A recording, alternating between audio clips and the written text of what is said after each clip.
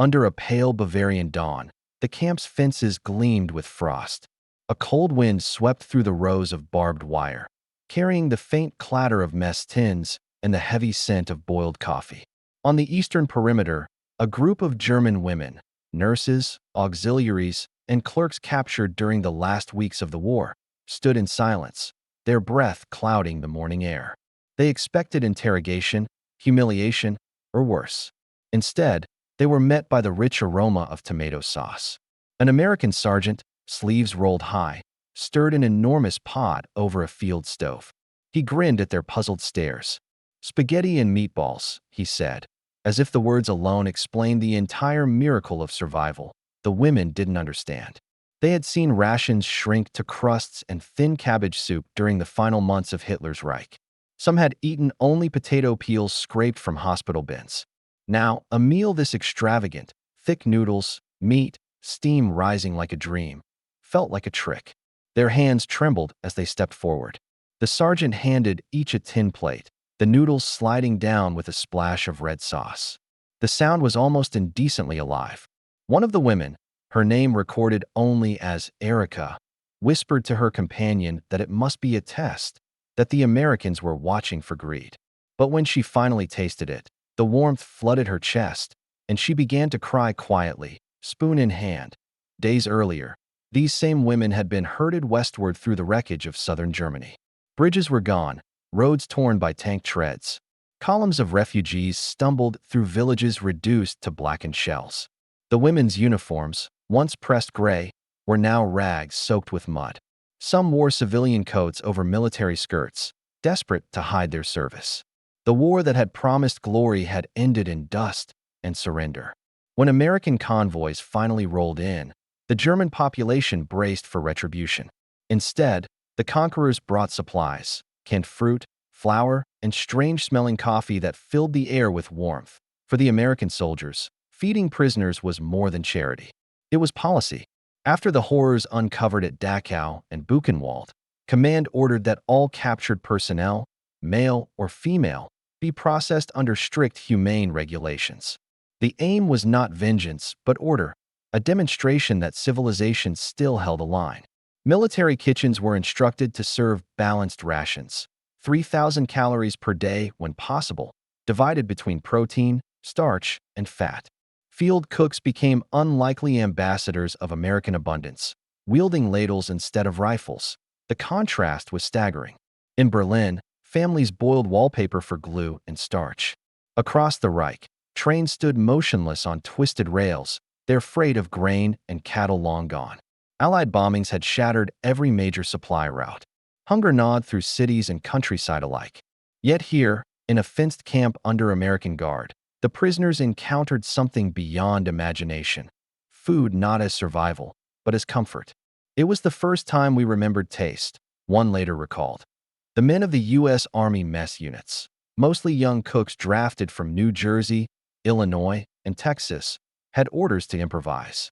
Many of them had learned their craft in diners and church basements before the war. They mixed ration cans of beef with tomato powder, stirred in rehydrated noodles, and called it spaghetti. It wasn't Italian by any stretch, but it smelled like home. When a lieutenant joked that even prisoners deserved a little piece of Sunday, no one argued. Still, not everyone in uniform approved. Some American guards looked at the women across the wire and felt the old anger rise, the memory of comrades lost in the Ardennes or on Omaha Beach. Feeding them, they said, was too kind, but others understood the deeper message. To feed the enemy was to prove the war was over. One corporal put it bluntly in a letter to his wife. If we stop being human now, what was all this for? The letter survived in an archive, its edges yellowed by time. At first, the German women approached the meals with suspicion. They whispered among themselves that the food might be drugged or that cameras watched their every move. But hunger overcame fear. Soon, they were saving breadcrumbs for weaker prisoners, trading bites of meat for extra sauce. In the quiet between mealtimes, they tried to remember how to laugh. For some, it was the first sound of hope since the fall of their cities by late summer. The camp kitchen had become a strange theater of reconciliation. Americans sweated over stoves while prisoners queued with mess tins, the smell of garlic and pepper drifting through the wire. Once, an American cook handed a German nurse a fresh slice of bread. She stared at it as though it were a crown jewel, then broke it carefully in half and shared it with the woman beside her. A guard watching from the gate lowered his rifle just slightly. Beyond the fences, Europe lay in ruins. Entire families wandered roads lined with wrecked vehicles. Cities were silent, but for the rumble of bulldozers clearing debris. Yet inside that modest camp, something fragile was being rebuilt. The simple act of feeding, of saying spaghetti and meatballs, became a gesture of surrender not to the enemy, but to mercy itself. The Americans didn't quote policy or morality. They just served food, and the message spread faster than any broadcast in later years. Historians would study these encounters as evidence of the psychological warfare of kindness, the use of abundance to reshape the defeated mind. But in that moment, no one spoke of strategy. The women simply ate, and for the first time in months, felt warmth seep back into their bones. Some tried to thank their captors in broken English. Others just smiled awkwardly, afraid that showing gratitude might be misinterpreted as weakness. The camp records note that incidents of unrest dropped sharply once regular hot meals began. Fewer escape attempts, fewer fights. Hunger had been replaced by the faint memory of normal life. A spoon scraping a tin plate became a sound of peace. And for the Americans ladling out food, it was easier to see the enemy as human. Tired, hungry, lost in defeat, but human all the same. But as the days passed, the rations improved. Supplies from depots in France brought real pasta, canned tomatoes, and even powdered cheese. The cooks began experimenting, jokingly calling their kitchen Little Italy. Sometimes they sang while working, old swing tunes drifting through the air. The German women listened quietly, unsure if they were allowed to feel joy again. But beneath the warmth, a question lingered. What did this kindness mean? Was it forgiveness, or was it power? Could a plate of food erase the shadow of what had been done across Europe? The women didn't know. They only knew that when the Americans said spaghetti and meatballs, something inside them broke open. It was too much, too rich, too generous, too foreign. And yet it was real. When night fell, the camp went silent except for the crackle of the guard's radio. Stars glimmered above the barbed wire. Somewhere, a woman whispered that the smell of sauce still lingered in her hair. In the darkness, the taste of that meal remained like a promise. Or perhaps a question that would echo long after the last plate was cleared. The secret behind those steaming plates of spaghetti and meatballs began far from the barbed wire of post-war Germany. It started in the industrial kitchens of the U.S. Army Quartermaster Corps, a logistical machine unlike anything the world had seen. In 1942, as America prepared to feed millions across two oceans, engineers and dietitians gathered in Chicago to solve one of war's most overlooked problems: how to keep soldiers fed with variety and morale intact. The solution came in tin and powder, C-rations, K-rations, dehydrated vegetables, and canned meats that could be assembled into almost anything, including the meal that would bewilder captured Germans. The Quartermaster Food and Container Institute became a silent giant, producing not just calories but culture, packaged American abundance that would later spill into occupied Europe. Behind every pot that bubbled in a prisoner camp stood a web of factories, assembly lines, and trains. Detroit built tanks by day, but its bottling plants filled condensed soup at night. In Massachusetts, the General Foods Company designed tomato powder that could be rehydrated into sauce in minutes. It was science turned into comfort. Each can represented the hands of welders, chemists, and homefront mothers working in shifts that never ended. War demanded more than bullets. It demanded flavor, morale, and the promise that even in foreign mud, a soldier could eat something that reminded him of home. By the time the American army crossed the Rhine, food had become a weapon of ideology. German rations, strained by years of blockade and overreach, had collapsed. Soldiers and civilians alike subsisted on ersatz coffee made from acorns and bread mixed with sawdust. The contrast between Allied abundance and Axis scarcity was not accidental. It was the result of a logistical revolution. American trucks, the fabled Red Ball Express, roared from Normandy to the German border, carrying not just ammunition but milk, sugar, and canned fruit. The front line never starved. and that stability became part of the Allied identity. When the war ended, the same supply chains pivoted from combat to care, feeding prisoners and civilians alike. The German women in the camp. The spaghetti was not just food. It was proof that their conquerors operated on a scale beyond comprehension. One recalled seeing the Americans unload crates of flour-marked Kansas wheat, each bag larger than a man's torso. Another watched as cans of tomatoes, bright red under the sun, were stacked like ammunition. For a people who had been told that their enemies were decadent and weak, the sight was shattering. It wasn't cruelty that defeated them now, it was capacity. The technical secret lay in dehydration. Engineers like Dr. Carl Fellers of the U.S. Department of Agriculture had pioneered vacuum drying techniques that preserved vitamins and taste while slashing weight. A single crate of dried noodles could feed a battalion. Field stoves burned gasoline instead of coal, allowing for mobile kitchens that could be set up anywhere. Even the ladles and trays were standardized for efficiency, stainless steel, non-corrosive, and designed to survive campaigns from Sicily to the Ardennes. It was industrial genius disguised as dinner. In the early months of occupation, the Americans realized that morale among prisoners could be stabilized through food. Reports from U.S. Army Civil Affairs officers described camps descending into despair and violence when rations failed. By contrast, those that served hot meals saw cooperation and discipline return. It became an experiment in human psychology. Hunger made people unpredictable. Fullness made them manageable. Thus, spaghetti and meatballs, however humble, became an instrument of peacekeeping. Camp A3 near Regensburg. Records show that kitchen staff served up to 2,000 portions daily. Meatballs were crafted from a mix of minced beef and pork fat, bound with cracker crumbs and eggs, and simmered in reconstituted tomato paste. The sauce was enriched with powdered onions and garlic salt. A single serving delivered more than 1,200 calories. The German women, many weighing less than 90 pounds, began to regain color within weeks. One nurse later wrote that she did not understand kindness until it was eaten. Meanwhile, American officers observed the results with detached curiosity. They recorded body weights, behavior changes, and even smiles during mealtime. For them, it was data, evidence that nutrition influenced submission and rehabilitation. But among the rank and file, something else was happening. The cooks who had once fed riflemen now found themselves watching their former enemies lick their plates clean.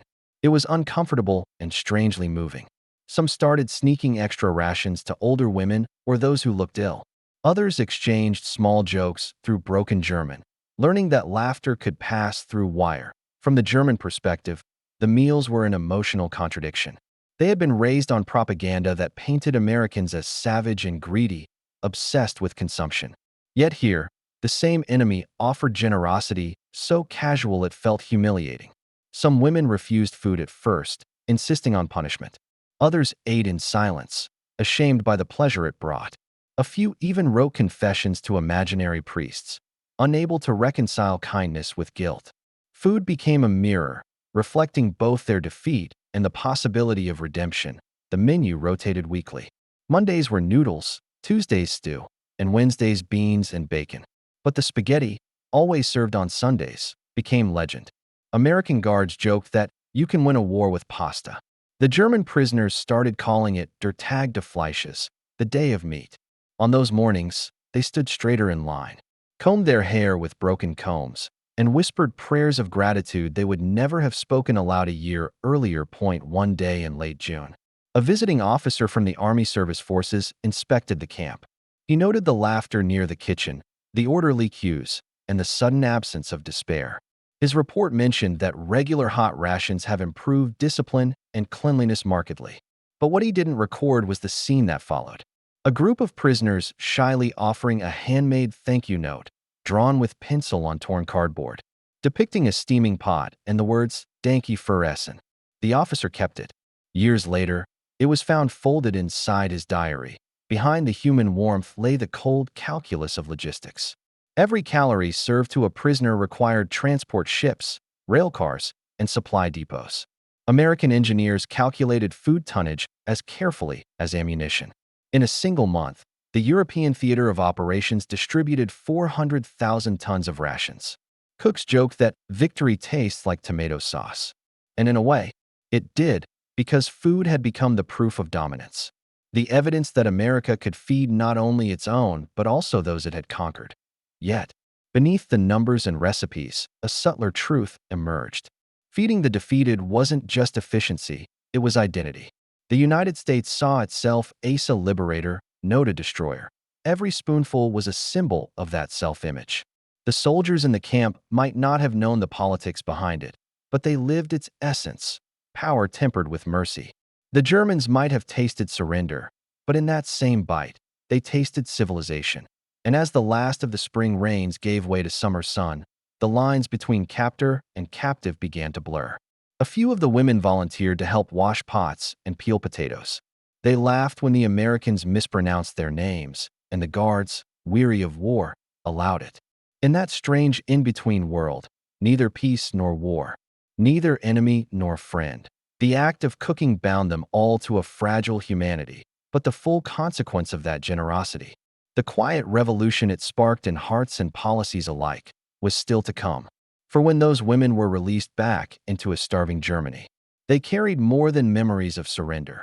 They carried a taste of something impossible to forget. When the gates finally opened in the autumn of 1945, the women walked out thin but alive, clutching small bundles of belongings and memories that would stay with them long after the mud had dried on their boots. Behind them, the American cooks cleaned their stoves, drained the last pots, and packed their gear for redeployment. What none of them knew was that those weeks of shared meals had sown a quiet transformation, one that would ripple through the ruins of Germany, shaping both nations' understanding of mercy, identity, and the strange power of food in the shadow of war. In the weeks following liberation, the former prisoners returned to a homeland that scarcely existed. Cities were carcasses of stone. Train stations stood roofless. Children wandered roadsides with tin cups. Yet the women who had tasted that strange American meal carried with them a spark of defiance against despair. They told others of the food, of the warmth, the abundance, the almost absurd kindness of the enemy. Some refused to believe them. But for those who did, the story became a small myth of hope, that not all victors sought vengeance, and that civilization, somehow, had survived its own collapse. American occupation policy soon institutionalized what those field kitchens had discovered by instinct. Under General Lucius D. Clay, the U.S. military government launched massive feeding operations across Germany. Between 1945 and 1947, over 1,600 civilian kitchens served millions of daily meals, much of it drawn from the same rations once destined for soldiers. The Marshall Plan would later make it official: food as diplomacy, calories as reconstruction. German children who had grown up fearing Allied bombers now stood in lines for powdered milk and chocolate bars, watching American trucks roll through their towns. Each convoy carried not just supplies, but a message that the future would be built with bread, not bullets. Psychological reports from the period reveal a striking pattern. Prisoners and civilians exposed to consistent feeding by American units showed higher levels of trust and compliance.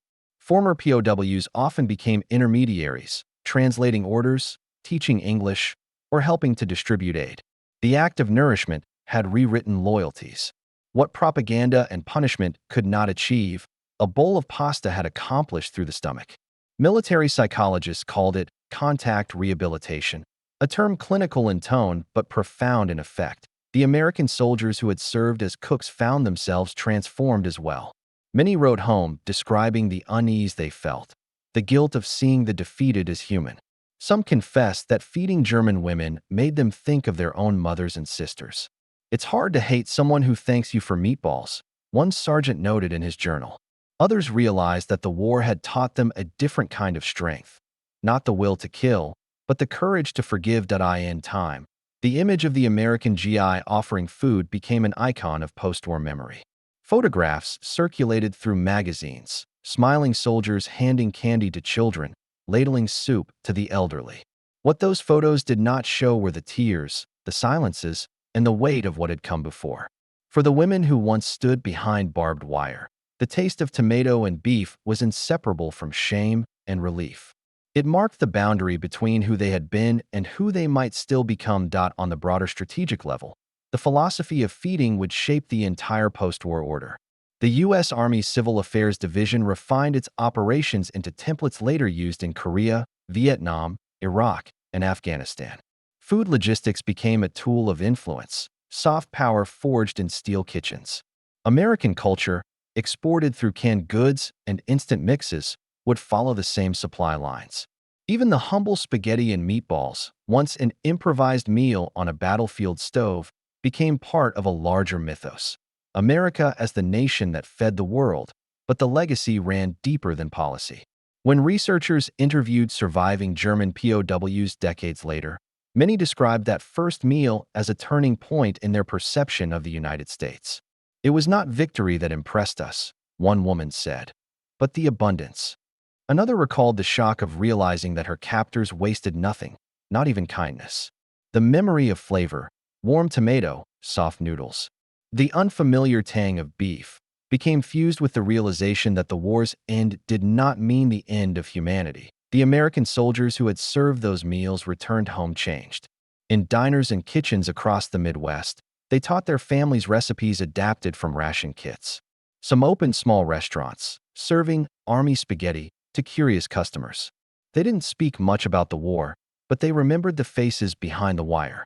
In their quiet way, they carried forward the lesson that victory meant nothing without decency. For the Germans, that decency became a fragile seed of renewal. In the hungry years that followed, local women organized communal kitchens modeled on the American camps. They pooled rations, shared recipes, and reintroduced laughter to dining tables once reserved for silence. By the early 1950s, as the Wirtschaftswunder, the economic miracle, took hold, restaurants began to reopen, serving hearty portions to a generation that had learned the value of food the hard way. Some even offered spaghetti and meatballs on their menus, a dish foreign yet familiar, both souvenir and symbol. The influence of those wartime kitchens extended into diplomacy itself. Cultural exchange programs in the 1950s often featured cooking demonstrations by American housewives and German hosts, the table becoming the new battlefield of ideals. What began as a field ration had evolved into a language of reconciliation. Soldiers had taught through service. Nations learned through sharing. In the end, the power of that simple meal lay not in its ingredients, but in its timing. It arrived at a moment when vengeance could have been justified, when hunger could have hardened hearts. Instead, it softened them. Every plate of spaghetti served in those camps carried within it the silent decision to rebuild, not destroy. The women who once feared their captors went home remembering laughter in the smoke of camp kitchens. And the Americans who served them carried home a new conviction that strength without mercy was only another form of defeat. Years later, one of those former prisoners, by then a grandmother, recounted the story to her granddaughter. She described the snow, the fear, and the smell of sauce rising through the cold. When the girl asked what she felt, the woman paused, her eyes distant. "It tasted like peace," she said at last, and that is how a war built on hatred ended with a spoonful of grace. A reminder that sometimes the true measure of victory is not who holds the weapon, but who offers the meal.